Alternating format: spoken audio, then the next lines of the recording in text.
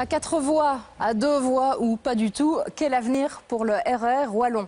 Et puis surtout, comment le financer? Alors que côté flamand, le RER est quasi sur les rails. Côté wallon, ça patine et les mauvaises herbes poussent sur les chantiers abandonnés. C'est le débat des décodeurs.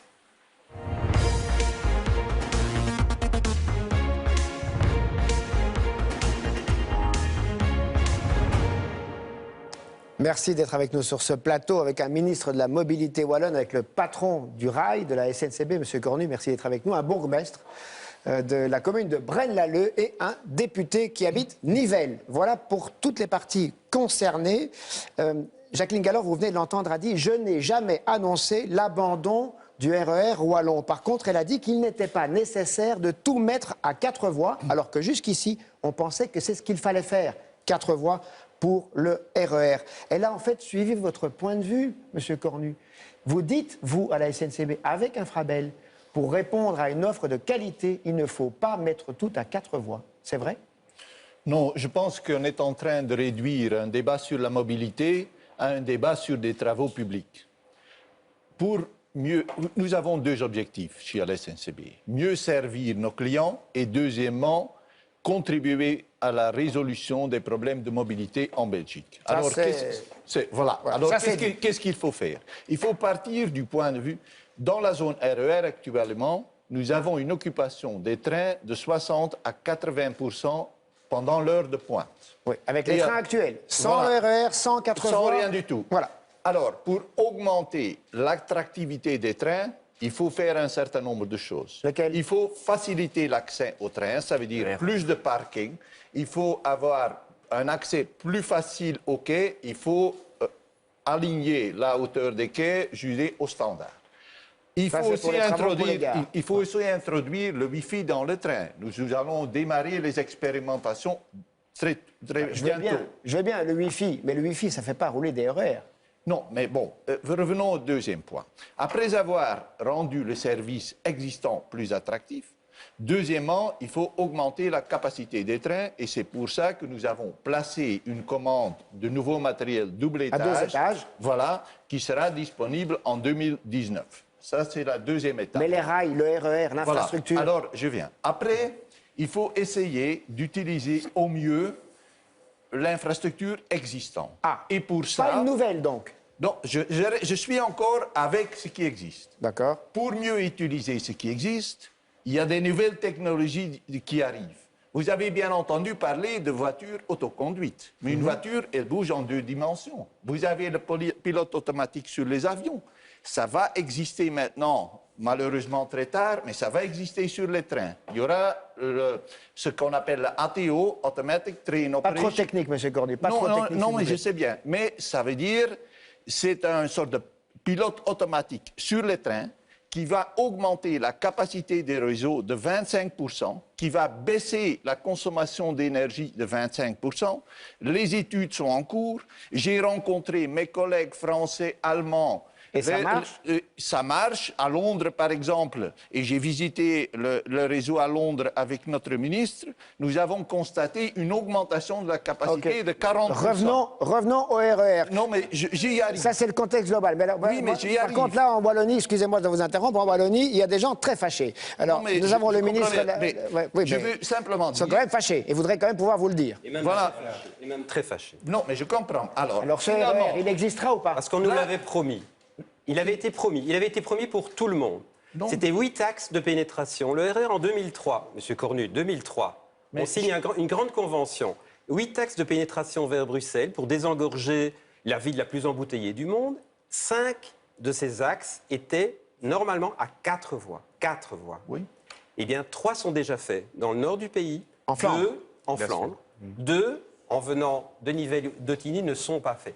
Et ce que je crains en vous entendant, c'est que vous plaidez toujours ce que Mme Galland avait plaidé le premier jour, pas le deuxième, mais le premier jour, à savoir, on va faire l'offre S, on va faire, de la part de la Wallonie, mettre des trains à double. Alors que normalement, les trains RER, M. Cornu, ce sont les rames Desiro, qui se rapprochent beaucoup plus du métro, qui sont déjà en fonctionnement improprement, puisqu'on les fait circuler de Charleroi à Anvers, alors qu'elles avaient été faites pour les 4 voies, pour donner du cadencement. Parce que c'est ça le RER, c'est du cadencement. 4 trains par heure. 4 trains par heure, et faire en sorte que des usagers actuels qui souffrent des minutes de travaux et des travaux qui ont été faits soient rejoints par d'autres qui vont quitter la voiture. C'est le modal shift qu'il faut faire. Et c'est pour ça qu'on veut une Modal shift, politique on de la traduit, modalité. modal shift, ça veut dire C'est changement de... quitter la voiture, mais aller vers quelque chose qui est attractif. Et quand la SNCB veut attirer des clients, comme vous dites, moi je préfère les usagers, eh bien je veux qu'on le fasse sur le RER tel qu'il avait été promis. Alors, monsieur Di Antonio, attendez, je Alors, fais un petit tour de table quand même. Fâché aussi, le ministre de la Mobilité. Tout Voilà, d'abord, et sur le fond, je pourquoi partage tout à fait ce que vient de dire M. Cheron. Donc, il y a des textes, en 2003, qui établissent bien ce qui doit être fait. Aujourd'hui, on nous dit, du côté flamand, c'est fait, du côté wallon, ça ne l'est pas. Et à vous entendre, toute une série d'alternatives existent pour justifier qu'on ne le fasse pas. Donc, des choses qui arrivent plus vite. j'étais inquiet, nous l'étions, après avoir entendu Jacqueline Galland. Nous étions un peu plus rassurés le lendemain, après avoir entendu Et là, le Premier ministre. maintenant Aujourd'hui, on a l'impression de revenir à la version de Jacqueline Galland, qui consiste à ne pas faire l'infrastructure. Mais, M. Cornu, si nous étions dans le même débat du côté flamand, je ne suis pas sûr que votre position serait la même et que la position de la SNCB serait la même. Les Wallons sont pigeons, vous pensez? On a vraiment l'impression ici, il y a eu le dossier du Thalys, il y a les locomotives diesel qui arrivent chez nous, il y a des problèmes d'infrastructure, on voit les investissements qui sont insuffisants en Wallonie, et aujourd'hui on nous dit que le projet majeur, structurant, capable vraiment d'organiser le transfert modal entre la voiture et les transports en commun pour rentrer dans Bruxelles, on va trouver des alternatives. Vous nous parlez du Wi-Fi, c'est bien le Wi-Fi, mais enfin, c'est pas de ça dont on a besoin. Aujourd'hui, on a besoin d'avoir une cadence suffisante, des trains de qualité, et vous dites que ce n'est rempli qu'à 60 et 80%, mais la réponse à ça, c'est justement le RER.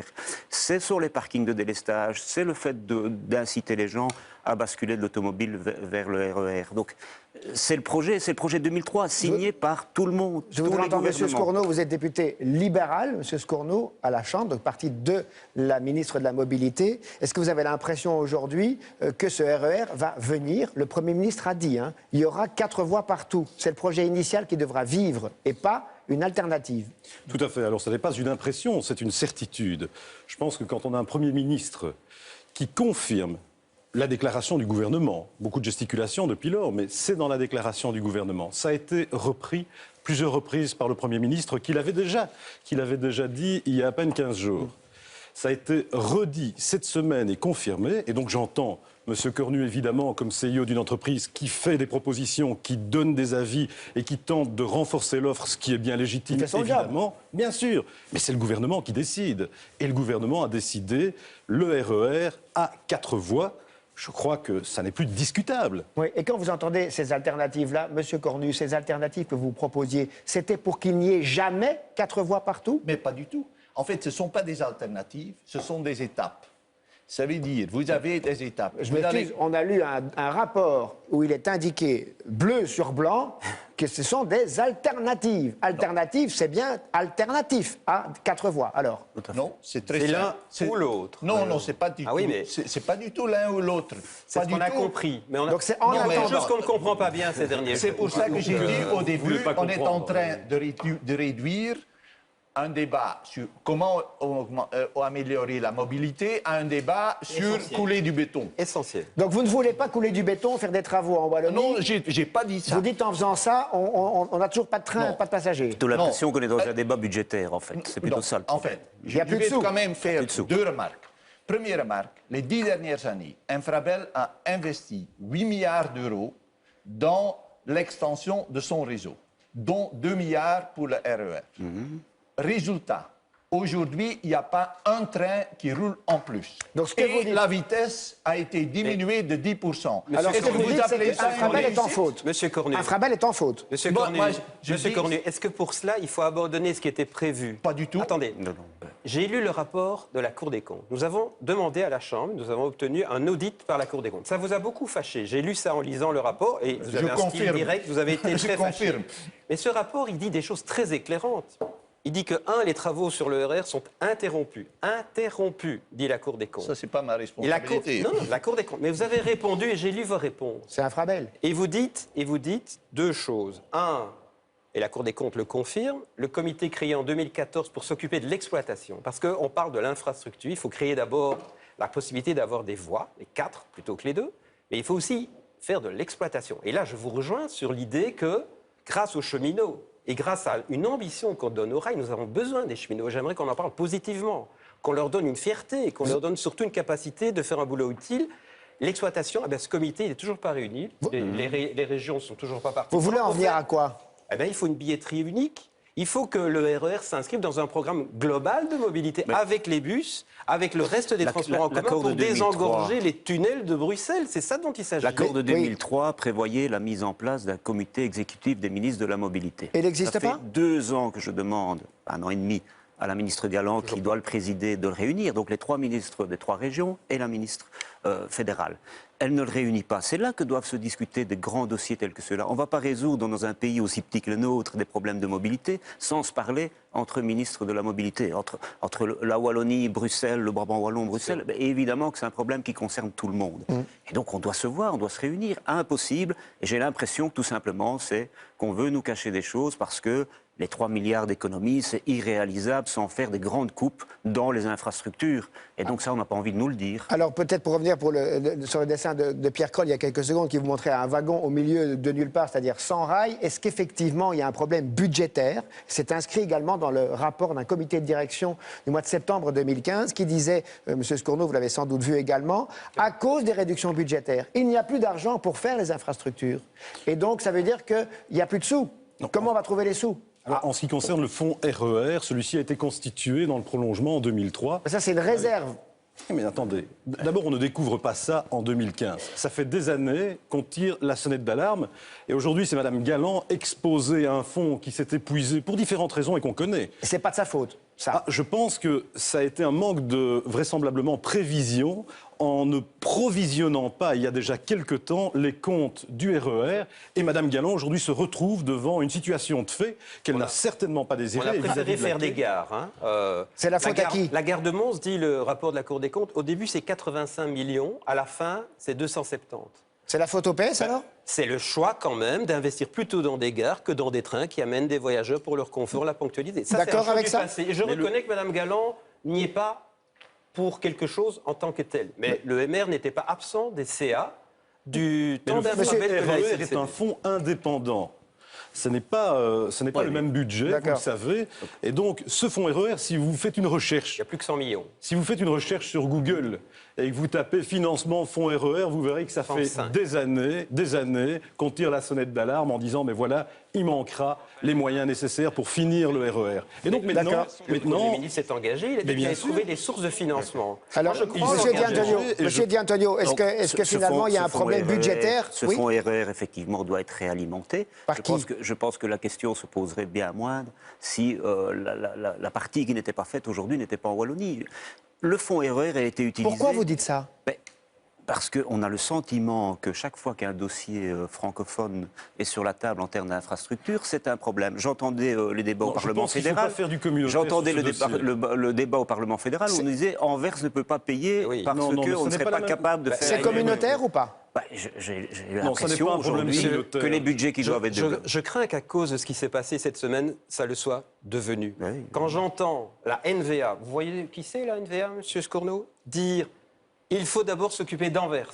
Bon, on a compris. Ça veut dire que ce qu'on a déjà négocié, nous les francophones, dans les clés 60-40, hein, on sait bien... C'est la répartition des investissements. Alors que notre réseau en Wallonie exigerait une autre clé. Il est plus vallonné, il est plus difficile pour l'infrastructure. On a déjà payé une fois en négociant le RER globalement. Et on va devoir maintenant renégocier une deuxième fois.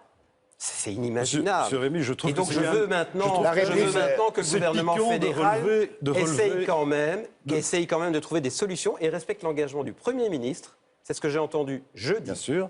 Dans la bouche de Mme Galland. Qui a établi la clé de répartition et calendrier. Qui a établi la clé de répartition? Répondez, allez-y. Qui a établi la clé? C'était pas moi, j'y étais pas. C'était Mme Durand. C'était en 2003, vous le savez. La clé de 60-40, d'abord, est très ventilée sur le RER. Est-ce que vous savez que sur cette clé... Je peux me permettre simplement de dire à nos téléspectateurs qui ne savent pas ce que c'est une clé 60-40, à quoi ça veut dire? C'est la clé de financement pour les infrastructures dans le pays. Quand on investit 100 € à la SNCB, il faut 100 € en infrastructure, 60 € pour la Flandre, 40 € pour la Wallonie. Sauf pour le RER, où on a une spécificité au niveau de la clé.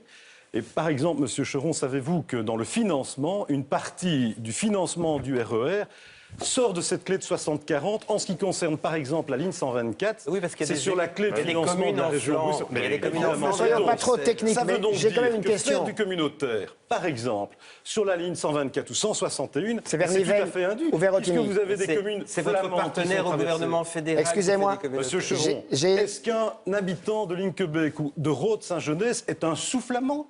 Mais pas du tout. Pourquoi vous faites du c'est communautaire pas sur moi la que ligne vous devez- 124? Mais j'ai une question. À ce moment-là, pourquoi c'est fini en Flandre et que c'est pas fini en Wallonie? Pour des raisons très simples, enfin. Allez-y, monsieur Cornu. Mais pour des raisons très simples. Tout d'abord, la configuration en Flandre n'est pas la même qu'en Wallonie.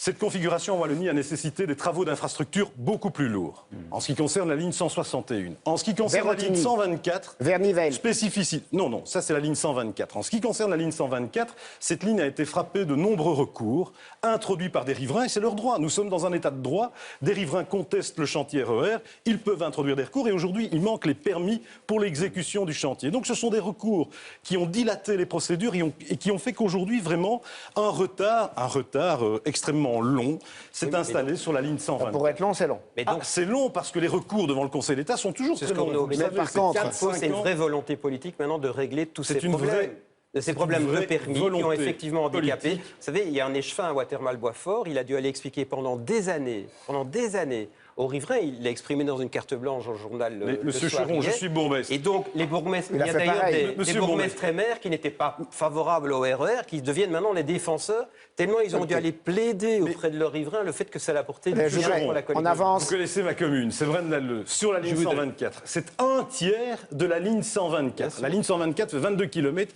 Il y a plus de 8 km sur la commune de Braine-l'Alleud. Vous savez, ça fait 15 ans que nous avons les mains dans le cambouis pour défendre le projet ça serve à RER. quelque C'est la chose. raison pour laquelle, d'ailleurs, les bourgmestres sont si sensibles à cette question. Du Brabant wallon, Non certainement seulement pour les le RER. naveteurs. Raison de plus pour Mais ne pas évidemment- basculer du côté des travaux inutiles. Hein, parce Voilà. que C'est les gens qui ont impossible et été... c'est improbable. Pourquoi Voilà, des les gens- travaux inutiles? Pourquoi dites-vous ça? Parce que des expropriations ont eu lieu, Mais des bien travaux ont sûr. été entamés, et aujourd'hui on nous dit que ce projet va être réduit à une version light, Mais éventuellement. qui à des- vous dit ça? Le non, Premier non, ministre a mais- non, confirmé excusez-moi. les Monsieur quatre Cornu vient voies encore et de la le fin dire. du projet. Je voudrais quand même Comprenez que expliquer quelque chat chose. échaudé craint l'eau froide. Vous connaissez, c'est un très beau dicton.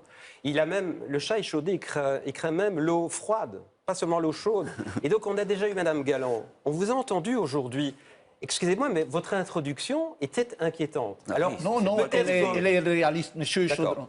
Je vais dire, moi, je m'intéresse aux Rassurez-nous, voyageurs. rassurez-nous. Je constate, peut-être que je suis peut-être le seul sur ce plateau, mais moi, je m'intéresse aux voyageurs. Mais Et qui je vois- s'intéresse à l'infrastructure alors? C'est pas vous, c'est la faute ah non, à Infrabel? Non, c'est Tout ce qui Infrabel se passe qui est aujourd'hui. responsable de moi, j'en suis pas responsable. Monsieur Cornu, moi, je dans fais- un rapport à la Cour des comptes, c'est très clair, c'est dit que la SNCB met la responsabilité de ce qui se passe aujourd'hui sur le dos d'Infrabel. Est-ce C'est que pas vous sur le confirmez dos ça? d'Infrabel, c'est leur responsabilité. Moi, je ne mets rien sur le dos de qui que ce soit.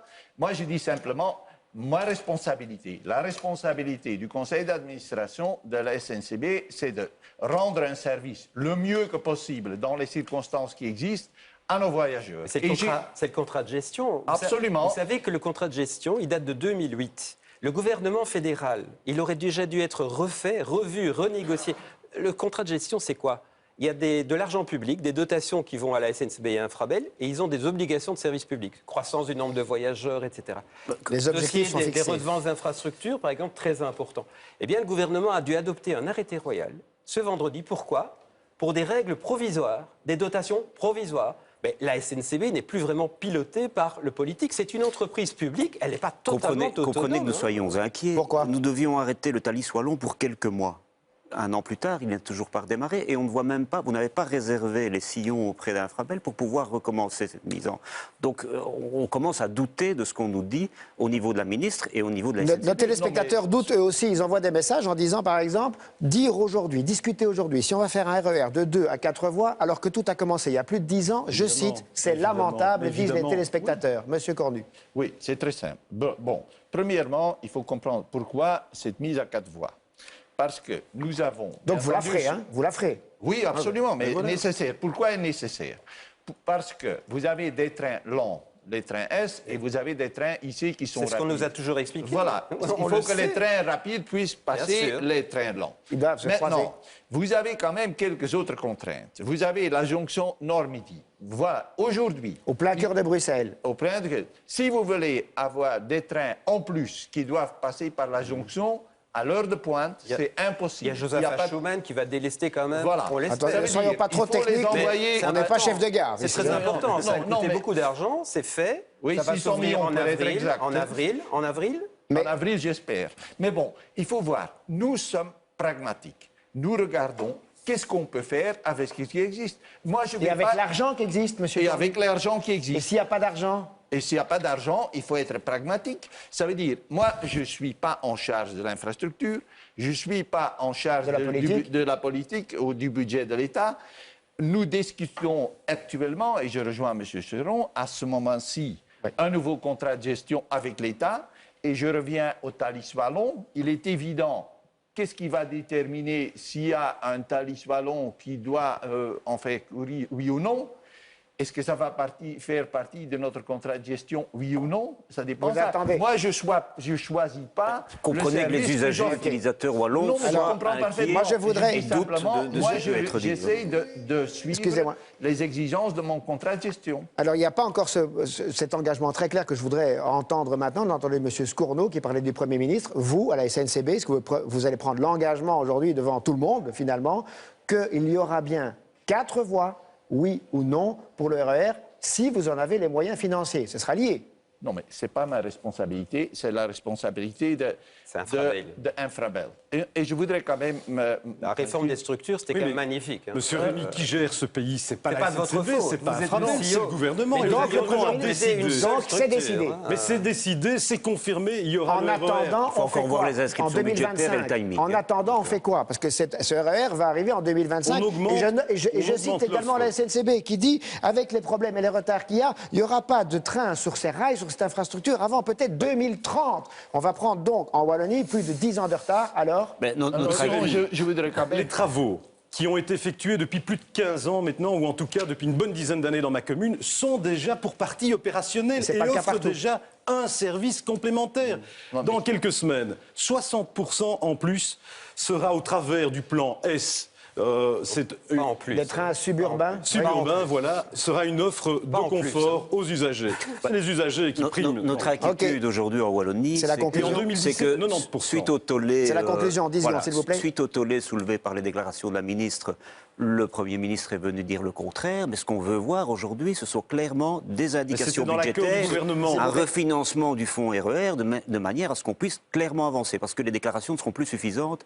Il y a pour le moins inquiétude. Eh bien, ce sera le mot de la fin. Je suis désolé parce qu'on doit conclure. L'engagement pris par le MR est de faire 4 voies partout. Vous l'avez bien signalé, vous avez insisté là-dessus. La SNCB dit, c'est pas ma responsabilité, c'est celui de l'Infrabel, éventuellement du politique.